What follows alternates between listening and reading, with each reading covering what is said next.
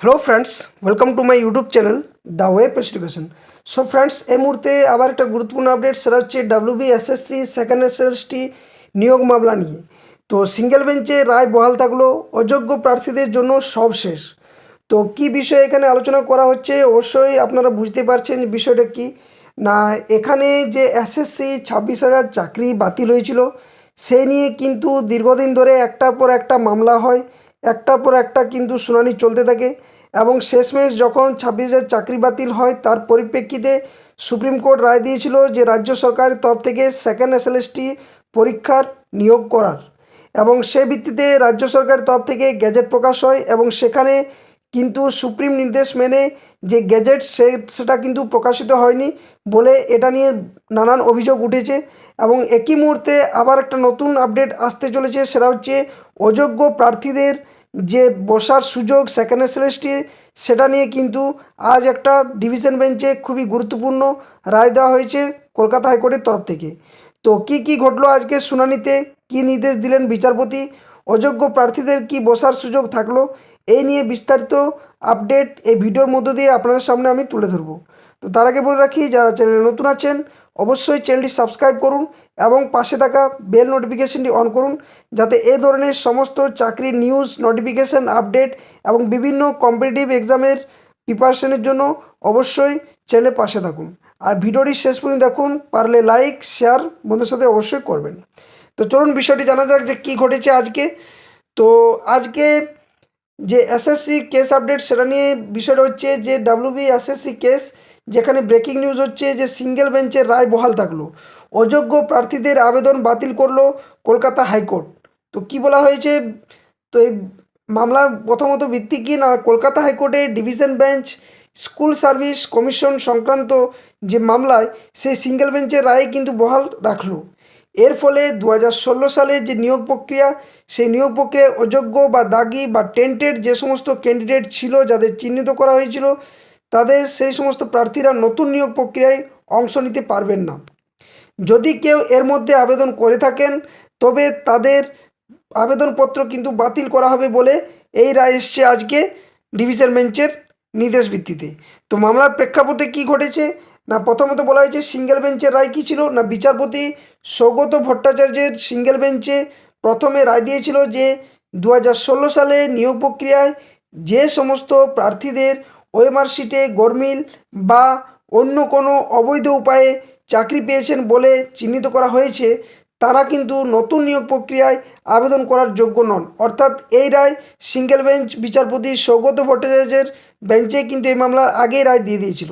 তারপরেও কিন্তু এই মামলা হয় এবং সেখানে আদালত নির্দেশ দেয়, কী দেওয়া হয়েছিল সিঙ্গেল বেঞ্চে না, স্বচ্ছতা বজায় রাখতে এই অযোগ্য প্রার্থীদের কোনোভাবেই সুযোগ দেওয়া হবে না বা যাবে না বলে কিন্তু রায় দেওয়া হয় বিচারপতি সৌগত ভট্টাচার্যের সিঙ্গেল বেঞ্চে।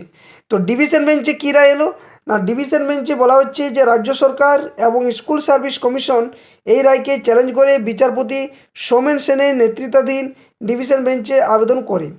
তাদের যুক্তি ছিল যে সুপ্রিম কোর্ট যখন 2016 সালের গোটা প্যানেলেই বাতিল করে দিয়েছে, তখন আলাদা করে দাগি অর্থাৎ অযোগ্য এবং যোগ্য সে প্রার্থী হিসেবে ভাগ করা ঠিক নয় বলে এই নিয়োগ প্রক্রিয়াতে বা সেকেন্ড এসএলএসটি যে নিয়োগ প্রক্রিয়ার যে আবেদন চলছে, সেখানে সকলেই কিন্তু আবেদন করার একটা সুযোগ পাবে বলে রাজ্য সরকার এবং এসএসসি বলেছিল।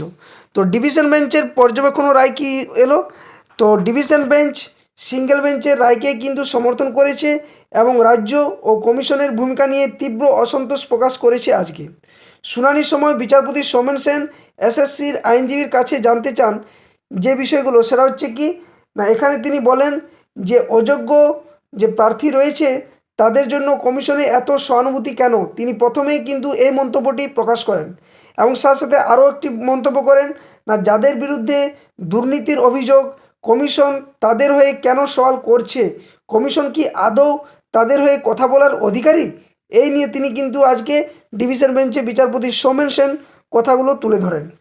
আদালতের এই কঠোর মনোভাবের পরেই ডিভিশন বেঞ্চ জানিয়ে দেয় যে সিঙ্গেল বেঞ্চের রায়ে কিন্তু চূড়ান্ত এবং যারা দাগি অর্থাৎ অযোগ্য প্রার্থী তারা কিন্তু নতুন নিয়োগে অংশ নিতে পারবে না। এটা কিন্তু আজকের রায়ে কথাটি বলা হয়। তো এই রায়ের প্রভাব কী না, আবেদন বাতিল।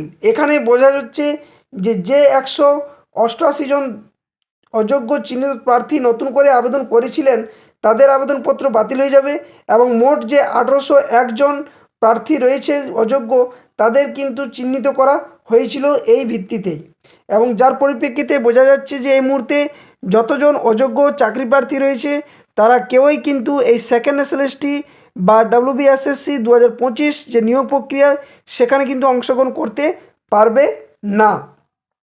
নেক্সট কী হচ্ছে না স্বচ্ছতা বৃদ্ধি। এখানে বলা হচ্ছে যে এই রায়ের ফলে নতুন যে নিয়োগ প্রক্রিয়ায় সেখানে স্বচ্ছতা আসবে এবং যোগ্য প্রার্থীদের প্রতি যে সুবিচার সেটা হবে বলে মনে করা হচ্ছে।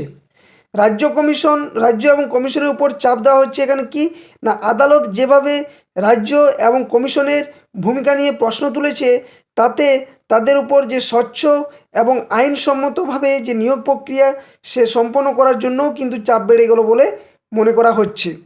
তো এটা হচ্ছে আজকের যে এসএলএসটি সেকেন্ড এসএলএসটি যেখানে যোগ্য প্রার্থীদের সুযোগ দেওয়া হচ্ছে এবং অযোগ্য যারা তাদেরকে কিন্তু পুরোপুরিভাবে ফর্ম ফিল আপ থেকে বা আবেদন প্রক্রিয়া থেকে বাতিলের নির্দেশ দেওয়া হয়েছে ডিভিশন বেঞ্চের রায়ে।